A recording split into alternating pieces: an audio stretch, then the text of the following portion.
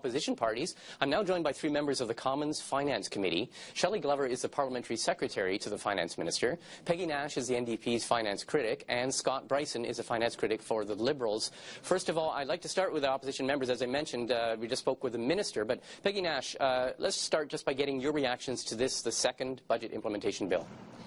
Well, clearly the Minister didn't learn from the ruckus this spring. We have, again, a 450-pound brick of an omnibus budget bill, and it includes things that are very diverse, some of which were not mentioned in the spring budget. And what we would like to see is that the government have enough confidence in its own measures that they introduce separate bills for some of these measures so that they can be adequately debated, discussed, and then parties can vote for them as they wish when they include everything in one omnibus bill.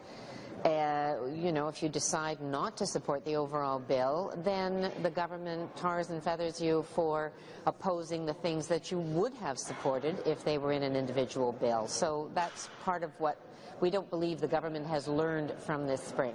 Are you referring to the MPs' pensions in that? Am I reading between the lines and hearing, for example, your support for MPs? That's one example. There are other measures in here, some tax measures that, in fact, we've been proposing, and if they were carved out, we would look favorably on them.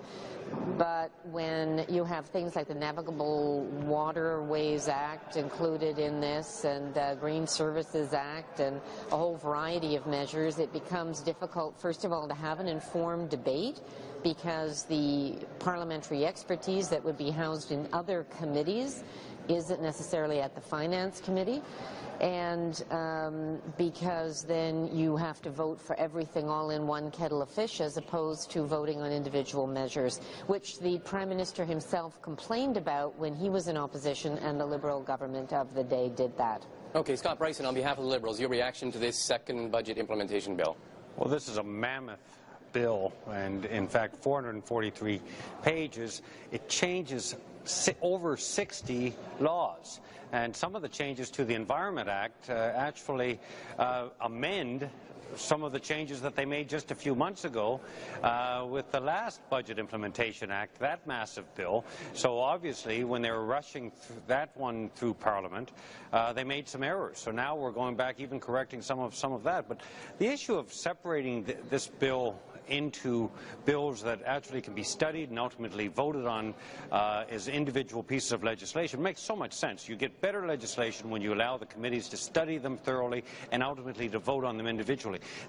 Martin, you raised the MP's pension issue.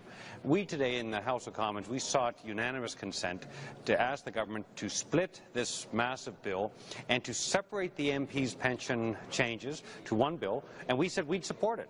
We'd support moving forward with these changes immediately.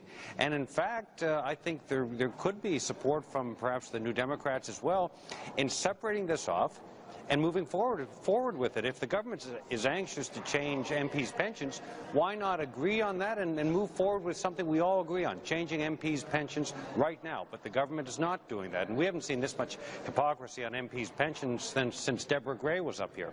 Okay, Shelley Glover, we're hearing the same complaints, we're hearing the same objections from the opposition as we heard this spring, that this budget implementation bill, they say, is far too big and it's not allowing proper study and debate in Parliament. What's your reaction?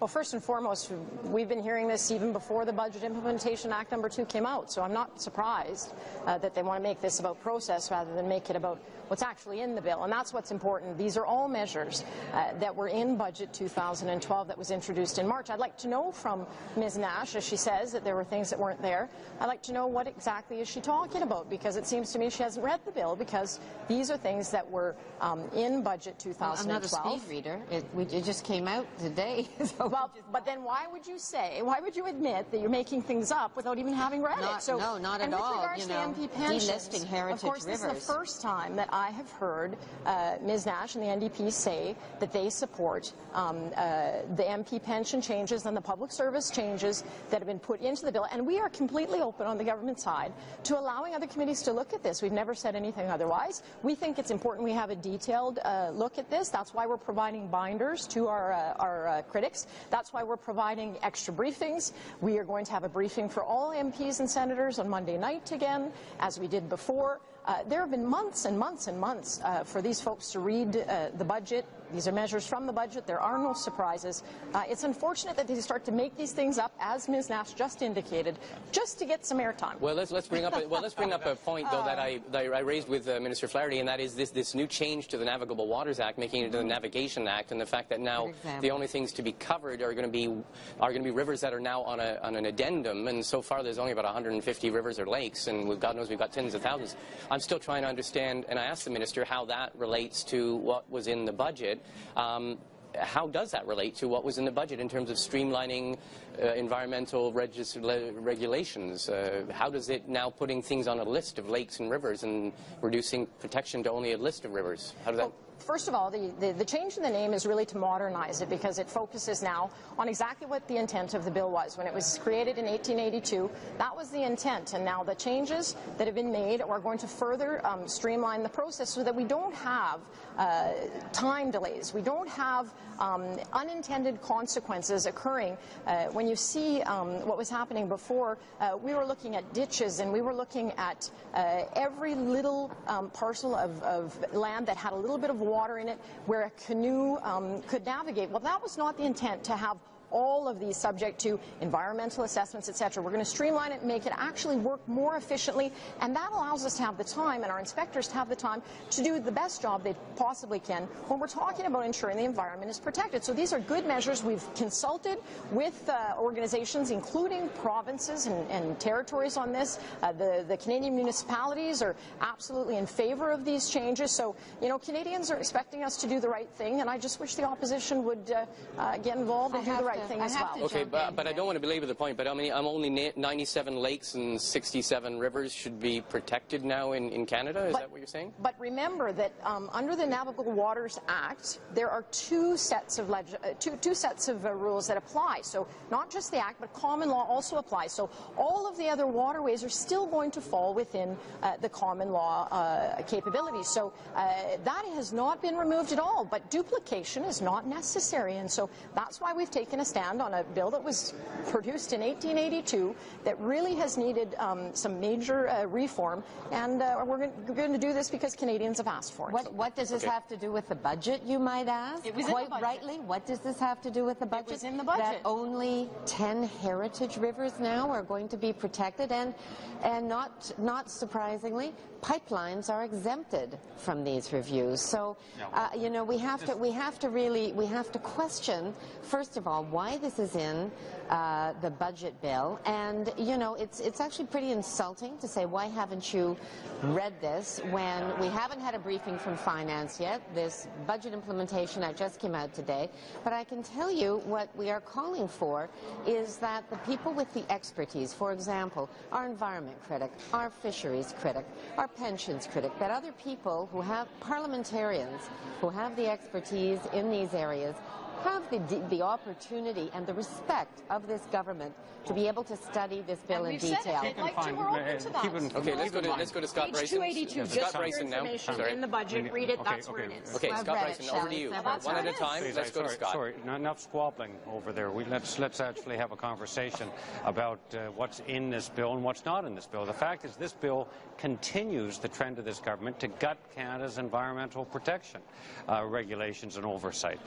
This bill continues, you know, there's more changes to the Fisheries Act in this bill, and in fact the last bill we had former progressive conservative ministers of fisheries, people like Tom Siddon and John Fraser, express their absolute shock at the government using omnibus legislation under the guise of a Budget Implementation Act to change the Fisheries Act, to basically gut it.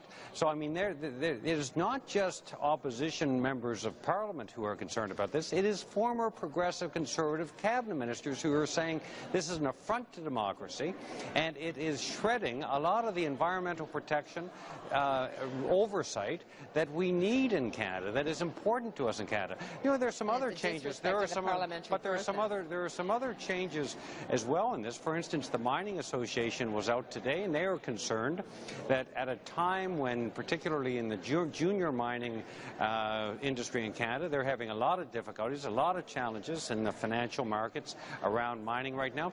The government is actually eliminating and reducing tax credits in that sector. This is very important, Martin, in rural Canada. This is very important to create jobs in rural and small-town Canada with the mining sector. Is the government actually giving us more details on what the actual impact will be, or are they just ramming this through? Okay, last question to you, Michelle Glover. Last time around in the spring, because of the nature of the very, very big omnibus bill, there was a subcommittee created, and that dealt with a whole section on environmental legislation, regulatory review, resource. It was basically reforms to resource and environmental legislation. You created a subcommittee, and that allowed some more specialized MPs from different committees to sit on that. Has there been any discussion this time around of having a special subcommittee to look at maybe one or two of the more complicated parts of this budget implementation bill? Well, as you've seen right here, I've repeated it twice that we're open to allowing other committees to look at it, but the opposition stuck on their talking points and don't seem to hear it. I hope they hear it now, and I hope they're open to discussing it. I hope they're open to considering it. But let's be very clear. This bill is not as big as many, many other budget implementation bills of the past. If you look at 2010, it was 880 pages. If you look at 2 other years prior to that, 650 pages, 686 pages. This is not groundbreaking. They want to focus on process because they know they can't win when it comes to doing the right thing, and that's what we've done in Budget 2012, and we're implementing it. They can't win on that. They know it. So they got to talk about these silly things like process and trying to make it more democracy. than it It's was, so inconvenient when it for the really Conservative is not government. what they're saying. 880 in 2010, not a word, not Okay, a last word to Peggy Nash and then to Scott Bryson. You know, the subcommittee process last time finished its work, I think about 5:30 in the afternoon, and then we started the clause-by-clause review at 6 o'clock. We had no time to read the report. We had no ability to get input from those subcommittees. It was a very flawed process. What we're saying is, if you want to gut environmental legislation, for goodness sakes, have the confidence to bring it in as a separate piece of legislation and let the Environment Committee debate it, discuss it, and let Canadians know exactly what it is you're doing. But don't exempt pipelines, don't gut fisheries legislation, don't lose protection for our rivers, and ram it all in an omnibus budget. Okay, I'm going to give a last word to Scott Bryson. We're almost out of time. Scott Bryson. Martin, it's actually not good enough just to allow individual committees to study the legislation. At the end of the day, we're voting. We are actually voting on this bill. We should be able to vote on different pieces of legislation. It should be divided. So it's fine to have the different committees study the legislation, but that's all moot if at the end of the day we're given a choice. We can vote for this giant kitchen sink bill or against it. And let's start with the MP's pension issue. We as Liberals are saying separate it, and let's pass it immediately, and let's implement it right now. We've already said on that note, we've already said that. On that note, we are out of time. But I want to thank all three of you, Peggy Nash and Shelley Glover and Scott Bryson. Thanks for taking the time. Something tells me we'll be speaking about this again. Thanks a lot. Absolutely. The honourable member for Parkdale-High Park. Well, let's be clear here. The minister promised Parliament better disclosure, but he failed to deliver. Hear, hear. The PBO said that less than 1/3 of organizations have presented details on the impact of this year's budget, and the results of this year's budget cuts won't be presented to Canadians until the fall of 2014. Why are Conservatives afraid to tell Canadians the truth? Are they hiding the information? Or do they really just not know? So which is it? Deception or mismanagement? The Honourable President of the Treasury Board. Neither, Mr. Speaker. In fact, as I indicated, and as the Honourable Member well knows, We have a reporting procedure in this Parliament. It involves quarterly reports. It involves the public accounts. It involves the estimates, Mr. Speaker. And as those reports are published, they provide the details that the honourable member is so keen about. I would give some advice to the budget officer, Mr. Speaker, which is he should spend his time worrying more about his mandate, which is about how we spend money, not the money that we do not spend, Mr. Speaker. The honourable member for Parkdale-High Park. Mr. Speaker, they woke up 3 days after the United States and they refused to assume their responsibilities, except that they cannot avoid their responsibilities because they are the ones who cut into food safety. They also cut support for members of our armed forces.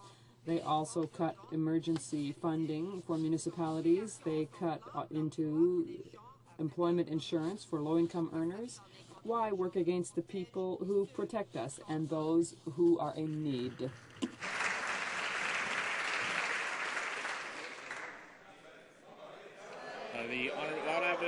The Honourable Minister of Foreign Affairs. Day in and day out, gets up in this place, wants the government to spend more money. They want to tax more. That is very, very clear, Mr. Speaker. Those of us on this side of the House are ensuring that we don't dig too deep into hardworking Canadian families' pockets. Those of us on this side of the House are working to ensure that our men and women in uniform have the equipment that they need to get the job that Canadians demand and expect of them. It's our government who's working hard under this finance minister, leading the best economic results in the G7. This government has a lot to be proud of when it comes to jobs in the economy. The honourable member for Parkdale-High Park. Well, Mr. Speaker, New Democrats were proud to vote against this government's reckless cuts. Hear, hear. We voted against cuts to counselling for members of the Canadian Forces, against cuts to employment insurance. We voted against their plans to cut food inspection, while Conservatives spent yesterday celebrating deregulation. Why are they giving billions in tax handouts to profitable oil companies while telling Canadian families the cupboard is bare when it comes to public safety? The Honourable President of the Treasury Board. Here's actually the record, Mr. Speaker. On airline safety and security, we've increased the number of aviation inspector positions, a 40% increase. Wow. Coast Guard, upgrading facilities like lifeboat stations and marine safety offices across the country, an extra $1.4 billion for the Coast Guard. Border security, increased border security officers by 26%. Environment, a $68 million increase in Environment Canada's budgets, 50% more inspections of federally regulated pipelines, Mr. Speaker. I can go on and on. Every time we put safety first for Canadians, every time they vote against it. The honourable member.